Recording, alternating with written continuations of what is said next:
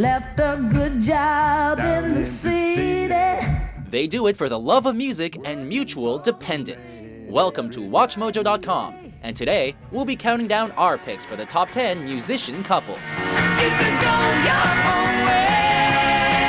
For this list, we're focusing on couples known for collaborating with each other in a professional capacity at one point in time, regardless of whether or not they are still together now. It was really a relationship based on 100% trust. This means that Kurt Cobain and Courtney Love didn't make the list, as they played in separate bands and generally didn't perform together. You got me, and ain't nowhere that I'd be. On the flip side, we've excluded supposed couples like Rihanna and Drake, who released music together but weren't officially together.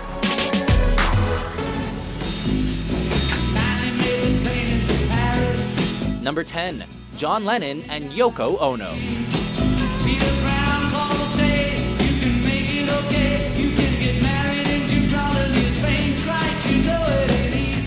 Rumors persist as to how these two lovers came together in the late 60s, but no one can deny the existence of the 1968 experimental album, Two Virgins, in which John Lennon and Yoko Ono went au naturel for the cover.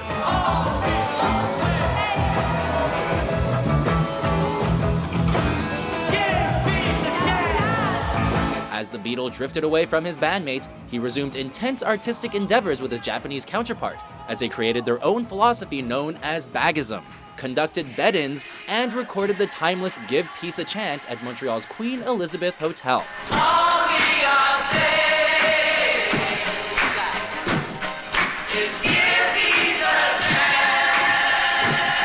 Despite a brief separation in the early 70s, John and Yoko reunited and lived in New York's Upper West Side until a fateful 1980 evening. Yoko has to deal with a wave of grief, which engulfs millions around the world. Number 9, Tom Waits and Kathleen Brennan. He came home from the war with a party in his head. The gruff voice of Tom Waits may lead one to believe that he's lived a long life of desolation and solitude. But that's not quite the case.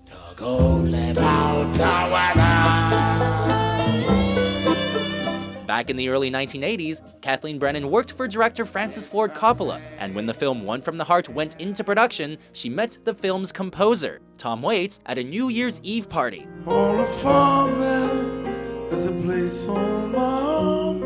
Soon after, the artists were married, and through Brennan's extensive background in the arts, she introduced a new musical ideology to her husband, which ultimately led to the groundbreaking 1983 album, Swordfish Trombones, along with a joint venture in songwriting. I swear to God, you'd have to tell a lie.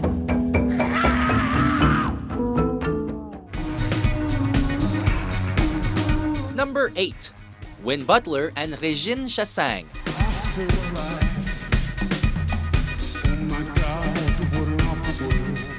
As the husband and wife couple of Arcade Fire, these two met in 2000 while Régine Chassaing was playing a little jazz at her Montreal alma mater. Before you die, better get right. A young Win Butler must have been impressed on a multitude of levels, as the Haitian-Canadian Chassaing signed up for the fire, literally and figuratively, and gave birth to a son just a few years later.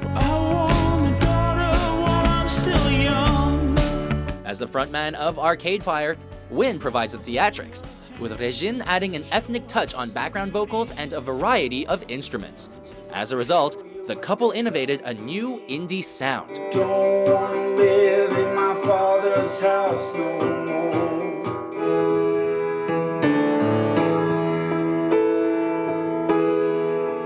Number 7, Jack White and Meg White. My nose keeps on bleeding, 'cause it's Rita I'm needing. I better call out a meeting. Okay, some of you Mojoholics may be freaking out right now simply because you still believe these two musicians to be a brother and sister act.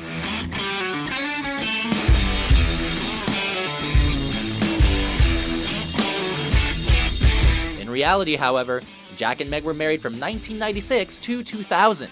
Before the White Stripes hit it big, the male in this musical marriage was born John Anthony Gillis, but upon getting hitched, Jack honorably took the last name of his bride.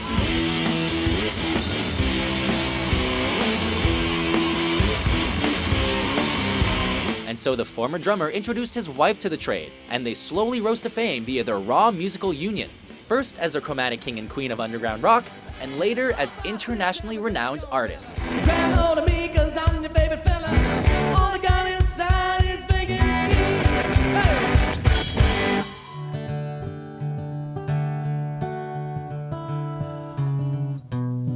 Number 6. Tim McGraw and Faith Hill. Wanna drink that shot of whiskey. I wanna smoke that cigarette. In the mid-1990s, these two country acts had released only a handful of albums as solo artists. But during a 1996 tour, Tim McGraw and Faith Hill sparked up a romance, were married by the end of the year, and shocked the country music industry along the way. Did you ever miss me? Prior to becoming successful crossover artists in their own right, however, the couple released the heart-wrenching It's Your Love, which not only announced their romance to the world, but played a pivotal role in their continued commercial success. It's your love, it just does something to me. While Faith's album output has been less than Tim's over the years, you could say it may have been because she was a little busy giving birth to 3 children, albeit with a little help from her spouse. Look, it is so busy with 3 girls, and it's good. How can I when you won't take it? Number 5. Stevie Nicks and Lindsey Buckingham. If you go your own way, go your own way. Truth be told, the original Fleetwood Mac lineup had released 9 albums by the time Stevie Nicks and Lindsey Buckingham joined the band, and by that time, the new couple had known each other since her senior year of high school and released a 1973 album entitled Buckingham Nicks. But over 10 years with Fleetwood Mac and the dissipation of a relationship, Buckingham couldn't take it anymore and subsequently left to embark on a solo career, which often focused on his romance with Nicks. Right before we were getting ready to go back to LA. And I said, we're done. Of course, John and Christine McVie from the band's earlier lineup had their own troubled relationship, which, along with their bandmates' tumultuous relationship, played a pivotal role in the classic 1977 album, Rumors. We're very much a part of each other's lives, you know. We're very much linked together by this entity called Fleetwood Mac. Rolling, rolling on. Number 4. Tina Turner and Ike Turner. I left a good job in the city.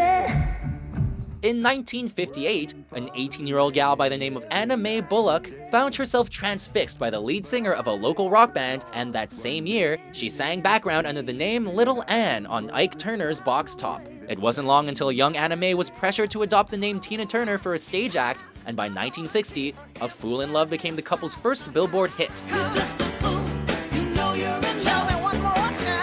For more than 15 years, the lovers were known as one of the leading acts of R&B, but their troubled marriage finally broke apart due to Ike's physical abuse. So then the beating came, yes, like all the rest. I was down by then, really starting to cry. Even so, the music lives on, and it's electric.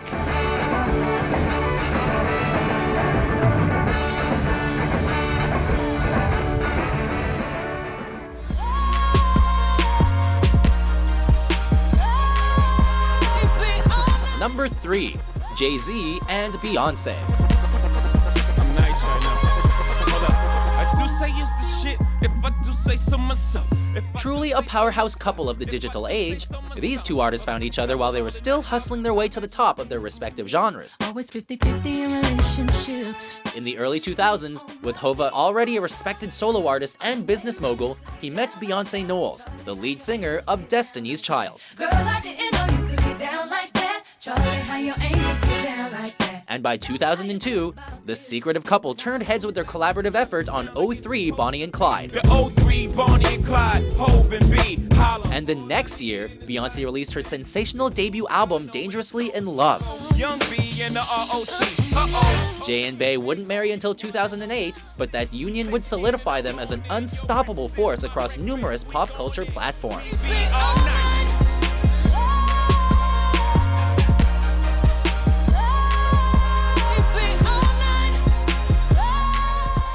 Oh, this is where I go out, too.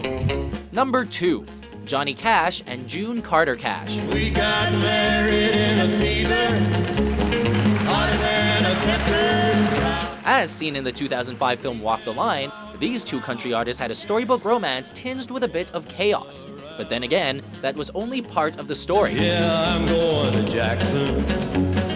Look out, Jackson Town. Nearly 15 years after first meeting the young starlet of the Carter family, Johnny Cash finally made his move during a Canadian performance, which marked the beginning of a historic and creatively proficient relationship. In fact, Johnny and June remained together for the next 35 years. It was only death that could separate them, as June passed away in May of 2003, followed by Mr. Cash a few months later. They were friends, lovers, and musical collaborators until the end. We've been talking about Jackson ever since the fire went out. I'm going to Jackson. Before we reveal our top pick, here are a few honorable mentions. Looking for a home in the heart of the country. Just like a song that ends again. We go together. Don't speak, I know just what you're saying. So please stop explaining.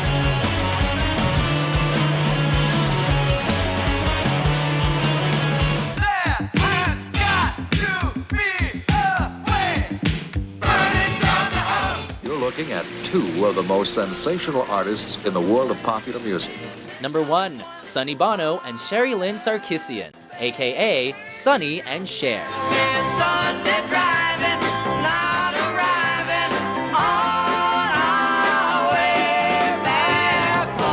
Back in the mid-60s, Phil Spector was highly regarded as one of the best music producers, and though his legacy would take a dark turn, two of his backup singers made their own mark in pop history. What she sang when things go wrong, just sing this song. As Sonny and Cher, the couple released their first single in 1964, followed by a 1965 debut album, which paved the way for entertaining, and maybe even a little bit cheesy, variety programs. I am back. It's a new time and a new day, but Sonny Bones is back, folks. A song like I Got You Babe has become an essential karaoke gem for decades of lovers, and while Sonny and Cher didn't survive as a musical act or marriage, they managed to maintain their image through mutual support and respect all the way until Sonny's accidental death in 1998. I got you, babe. I got you, babe. So, do you agree with our list? Who is your favorite musician couple? For more mind-blowing top 10s published daily, be sure to subscribe to WatchMojo.com.